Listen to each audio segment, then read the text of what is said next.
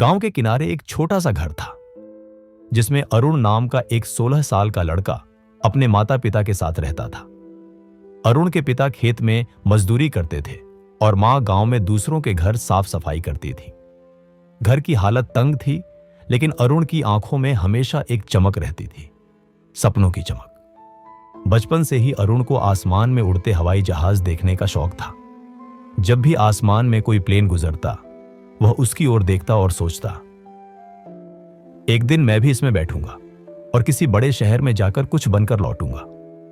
गांव के लोग उसकी बातें सुनकर हंसते और कहते, अरे अरुण, ये सब सपने तेरे जैसे गरीब लड़कों के लिए नहीं होते।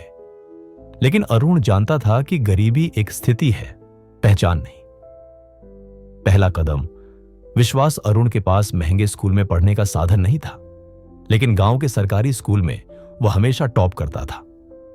उसके पास कोई कोचिंग नहीं थी, बस पुरानी किताबें और सीखने का जुनून था।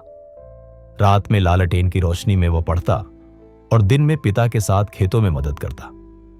एक दिन उसके मास्टर जी ने कहा, अरुण, तेरे अंदर बहुत काबिलियत है। अगर तू अपने सपनों पर यकीन रखेगा तो हकीकत बदल जाएगी। ये शब्द अरुण के दिल में ऐसे बस गए जैसे किसी ने चुपके से उसमें आग जला दी हो। रास्ते की मुश्किलें। 10वीं कक्षा के बाद अरुण ने शहर जाकर पढ़ाई करने की ठानी, लेकिन पैसे, घर में तो खाने तक के लाले थे। पिता ने कहा, बेटा, हमारे पास इतना पैसा नहीं कि तुझे शहर भेज सके, लेकिन अगर तू जाना चाहता है तो मेहनत करके खुद रास्ता बना।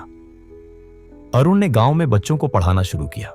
सुबह सुबह वह खेत में जाता, दोपहर में बच्चों को पढ़ाता और रात में अपनी पढ़ाई करता।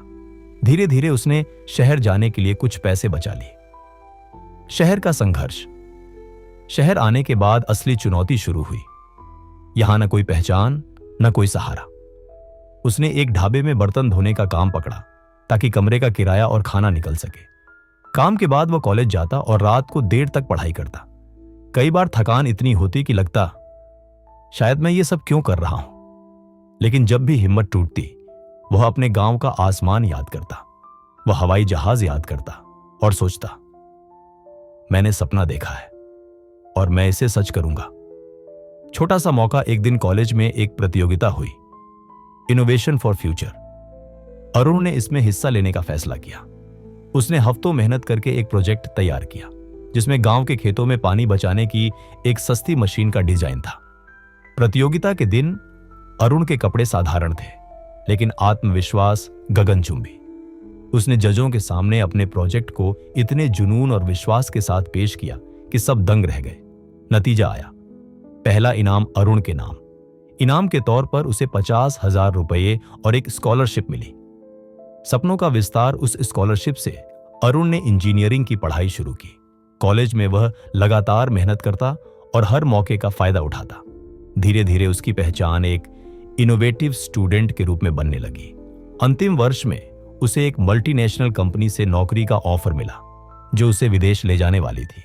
जिस दिन वह हवाई जहाज में बैठा, उसकी आंखें नम थीं, लेकिन ये खुशी के आंसू थे। गांव की वापसी। विदेश में कुछ साल काम करने के बाद अरुण ने इतना बचा लिया कि वह अपने गांव वापस आ सके और वहां स्कूल और कंप्यूटर लैब खोल सके। अब गांव के बच्चों को पढ़ने के लिए शहर जाने की जरूरत नहीं थी।